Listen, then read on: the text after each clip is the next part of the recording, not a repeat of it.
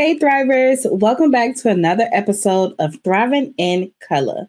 October is Breast Cancer Awareness Month, a time to reflect on the power of awareness, prevention, and community.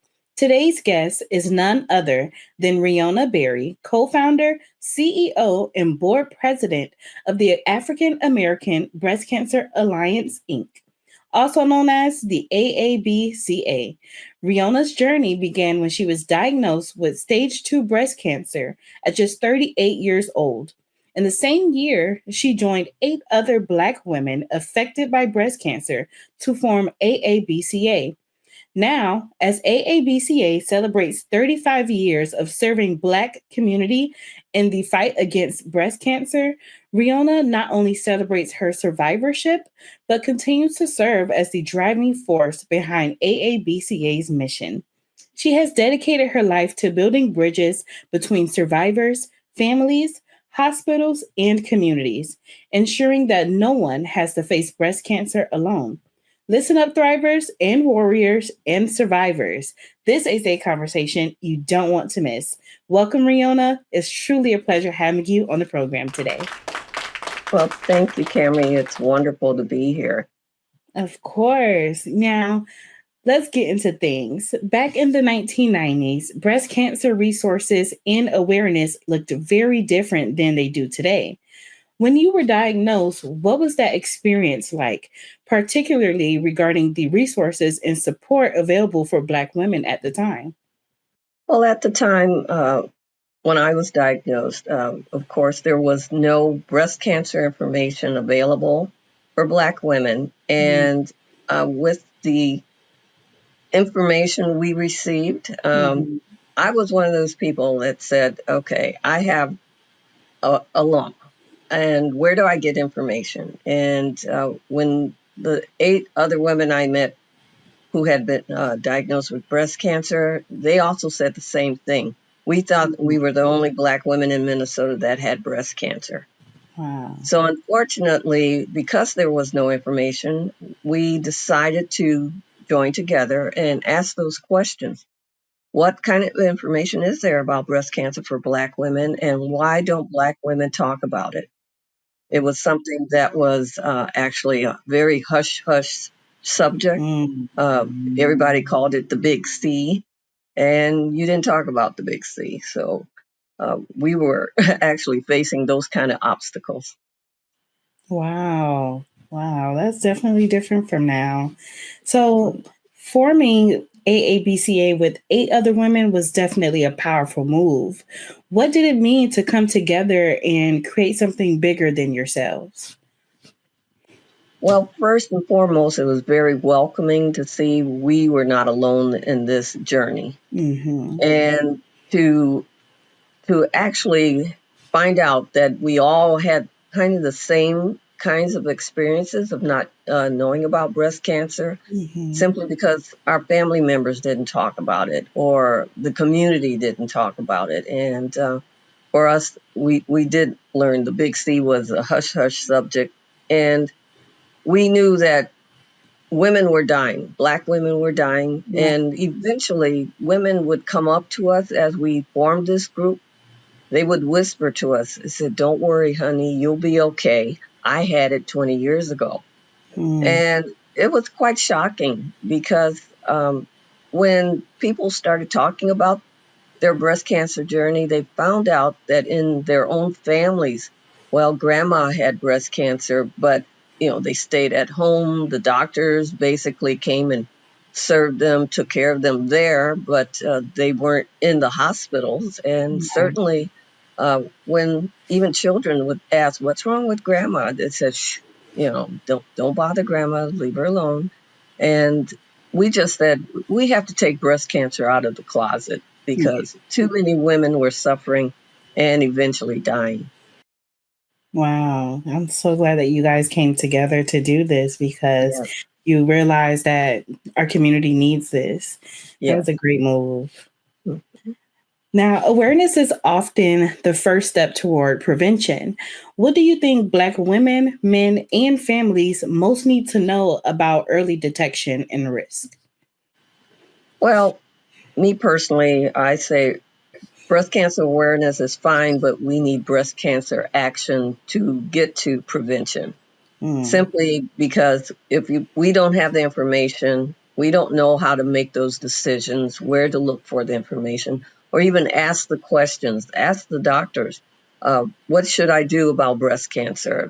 What's my family history? They need to know this information to share with their doctors too. And prevention, it depends on what people say about prevention. They can say a healthy diet, no drinking, no smoking. However, the fact that women are women, they're females, they have hormones, estrogen feeds breast cancer. That's the primary cause of breast cancer. So it's not really about prevention, because you can have the healthiest of diet, you could be a triathlete, but you can still get breast cancer. So we don't want people to be under that kind of disguise of safety and prevention, because women always say, I've done everything right. I eat right. I exercise. I have a good lifestyle. But I got breast cancer. And it's real. And that's what happens. Yeah. Yes, definitely. And I love that you mentioned that it can happen to anyone, whether you're an athlete or just a regular person, it can really happen to anyone. So it's good that we have these different organizations and groups to let everyone know, like, you're not alone in this fight. I love that. Now, what myths or misconceptions about breast cancer do you still see in the Black community, and how is AABCA addressing them? I heard 40 years ago when I was younger, things like if you have surgery and once the doctor performs surgery and the air hits the cancer, it spreads all over. So I still have heard things like that. Some women have said the cure is worse than the disease, so they turn down treatment sometimes. We have been able to educate women a lot about breast cancer and to let them know that information has been around for 40, 50, 100 of years. And it's not in just the Black community, it's overall. Right. People have very much of a suspicious nature about disease and cancer, because it is a very mysterious disease for a lot of people. But education is the first step to getting over that. And you don't get over it, you get through it, simply because once you have information, then you can make good decisions. We don't want people to make decisions based on, well, my cousin had it and she did this, that, and the other thing. And unfortunately, all breast cancers are different. Yeah. Right now, we tell women who have been diagnosed that chemotherapy treatments are customized specifically for your type of breast cancer. And so that helps people not try to compare themselves to another patient and decide, well, maybe the doctor's not doing the right thing by me. So getting that information is key to having a good experience, even though it's cancer. Still having an experience that you can at least feel that you're getting the best treatment. Right. Because, healthcare is not one size fits all thing. So it's good that they're able to know, like, this is specifically made for you. I love that you said that. Correct. Yes. Now, from your experience, what unique barriers do you think Black men and women face when it comes to prevention and early detection? Barriers have been around for years and years, of course, and they are continuing with the health disparities that Black people face ongoing. The one thing we have really seen an increase in healthcare for Black women and women in general is a sense of dismissal. 22-year-old women that are finding a strange symptom in their breast, a lump or leaking from the nipple. And when they go to the doctor and the doctor says, oh, well, you're going through a menstrual change right now, so don't worry about it. You're too young for breast cancer. And they dismiss it as, a natural course of menstrual periods. However, 2 years later, that young 22-year-old woman could present with stage 4 breast cancer. Had her Wow. doctor actually taken an attitude of, I don't like a lump, I don't like this leakage from your nipple, Mm-hmm. let's get it checked, because their job is to rule it out. And that's something that we tell people. If you find anything that's out of the normal for you, Mm-hmm. please get it checked. Don't wait. We kind of give them like a 2 or 3 week time period to say, okay, this is continuing. I need to make an appointment and get this checked now. Right, absolutely. And I love that you mentioned that, people sometimes they get dismissed, and it's always good to go back and speak up for yourself. And if you can't do it for yourself, that's why we have organizations like AABCA to, advocate for you. So I love that you guys are making sure that you're educating everyone in things like this. Yeah. Yes. Now, we spoke on how healthcare isn't always a one size fits all, especially when it comes to cultural needs. So, how does AABCA help bridge the gap for Black families?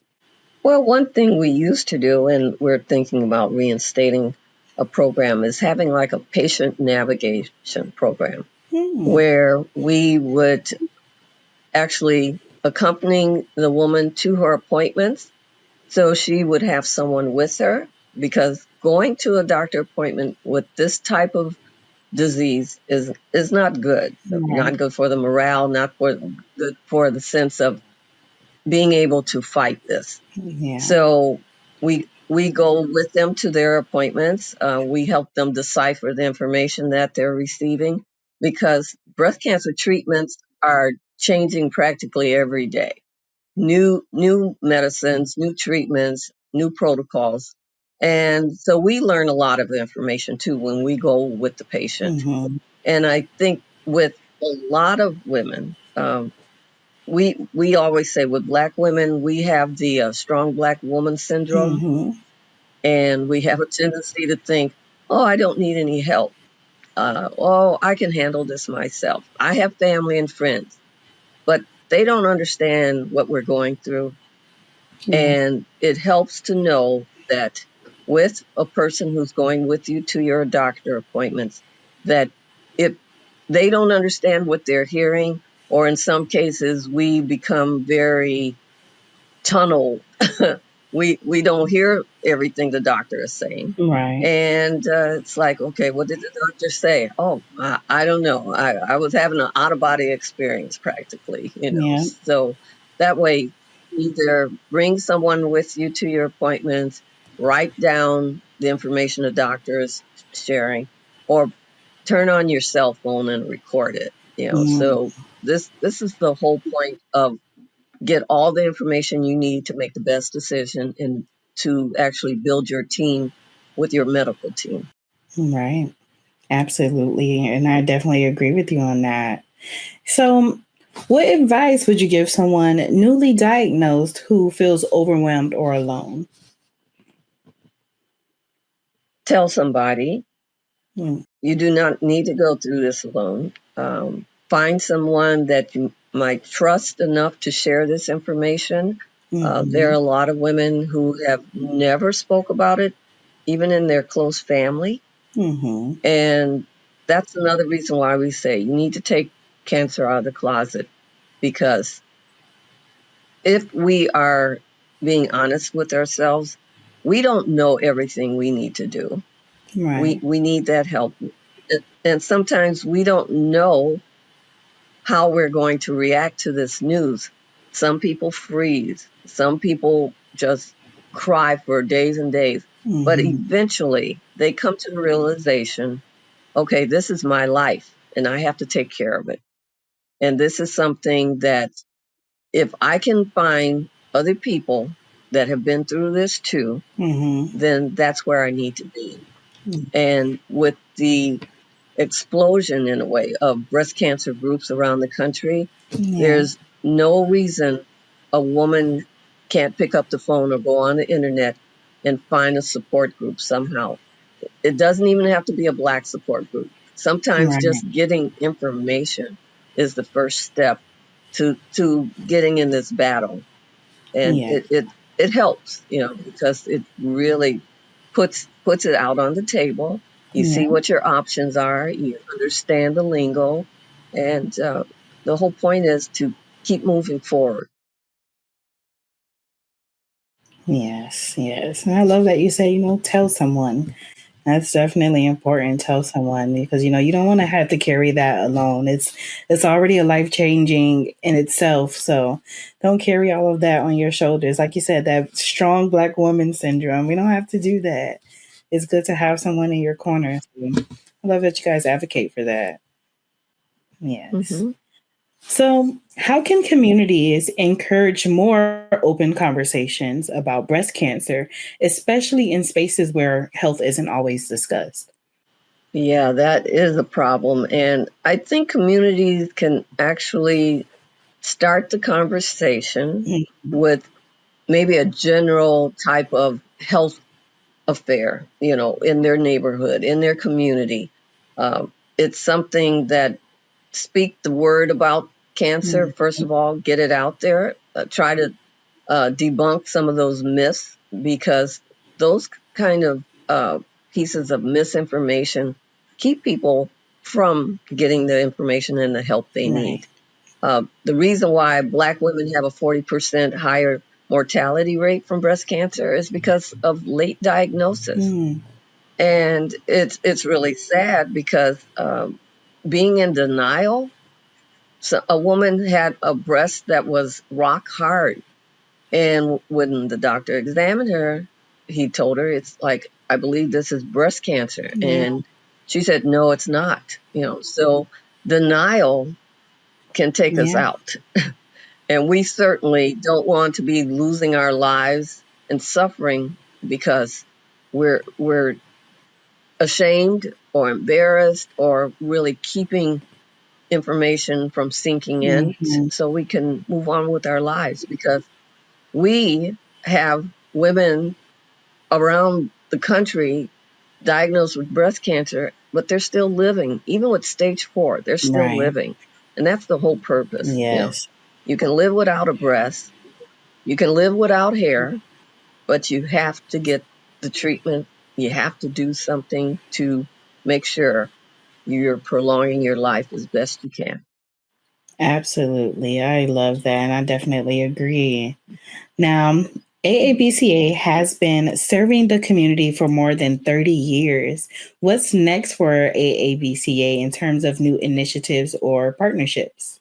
Well, we're looking at building our patient assistance fund again. Okay. We tried it in 2022, and it was very successful, but we weren't built Mhm. for patient assistance grants. And so we had 120 women apply, and we actually gave out $90,000 in grants for Wow. women who are experiencing financial hardship because of treatment.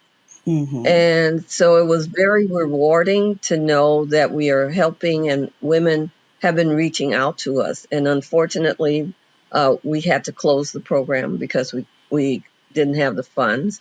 And so we Hmm. try to actually redirect them to other agencies and organizations that are larger than we are and that might have funds to be able to help them, because it is a hard way to go when you're dealing with cancer or losing your job, have to deal with family, housing issues.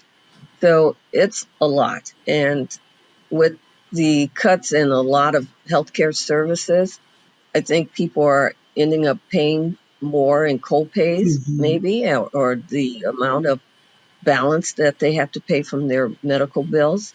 So we try to help with that. And we also try to make sure that they reach out and find organizations in their own areas. So we're kind of Right. building a, um, I guess, a repository of different organizations, because we need to network and talk together, because uh, sometimes instead of contacting us here in Minnesota, they might have a group in their own backyard and not even know about it.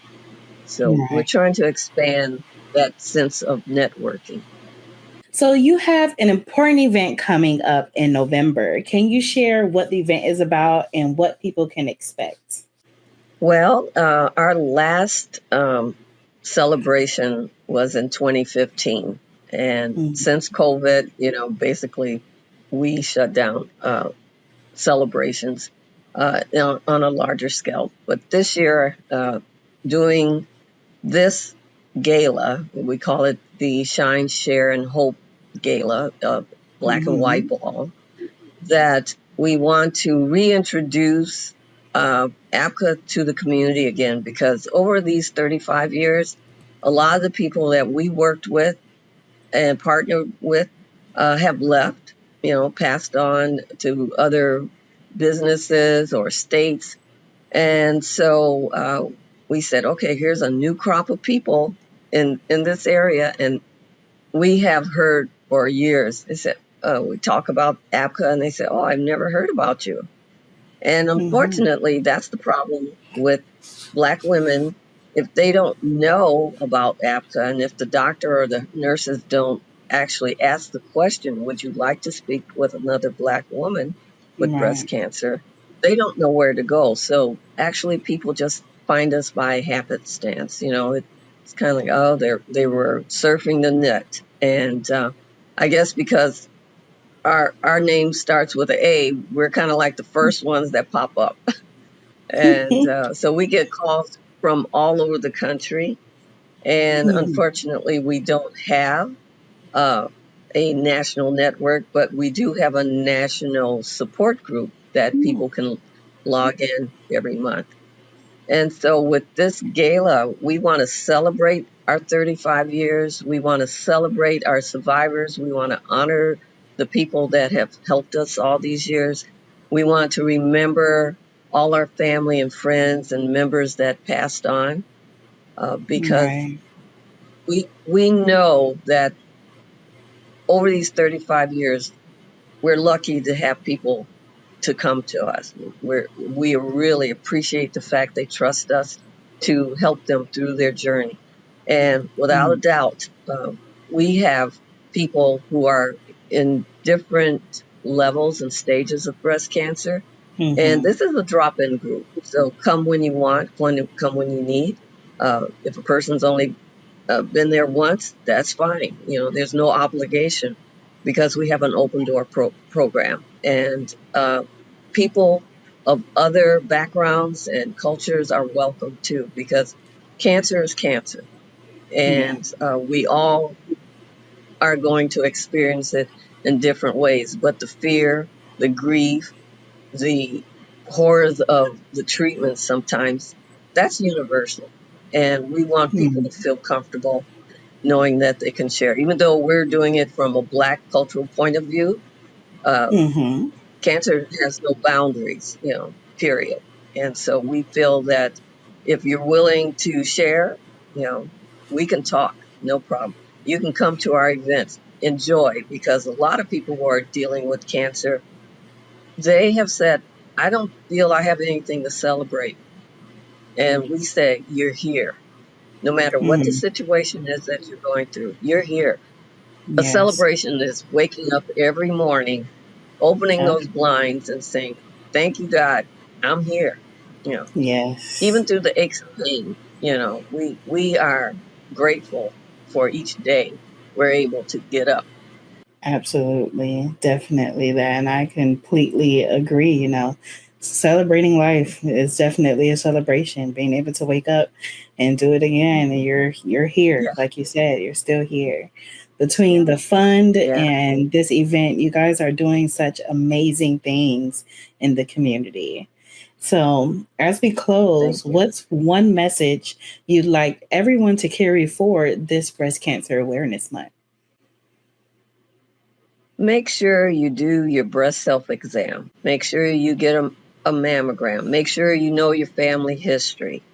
Make sure that you don't brush off the strange little symptom that you're seeing, Mm-hmm. because it only takes one out of control cell to actually create this lump. And sometimes these lumps could be forming over 10 years simply because we don't know. These symptoms are forming.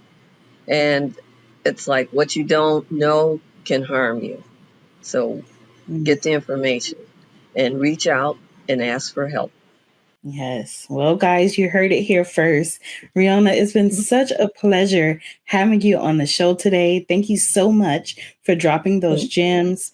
And before we wrap up, please let everyone know where they can find and connect with the African American Breast Cancer Alliance. We're at www.AABCAINC.org. All right, you guys, you heard that here. And Breast Cancer Awareness Month is a reminder that no one fights alone. Together, we honor women, men, and families navigating this journey. And of course, we can't end the show without showing love to Black PR Wire as we are celebrating 25 years of amplifying Black voices and stories. Stay connected and join the celebration by following at Black PR Wire on Facebook, Instagram, and X, and Black PR Wire Inc. on LinkedIn for all the latest updates. Thank you for tuning in to Black PR Wire's Thriving in Color podcast. I'm your host, Camry, and remember to keep thriving in color.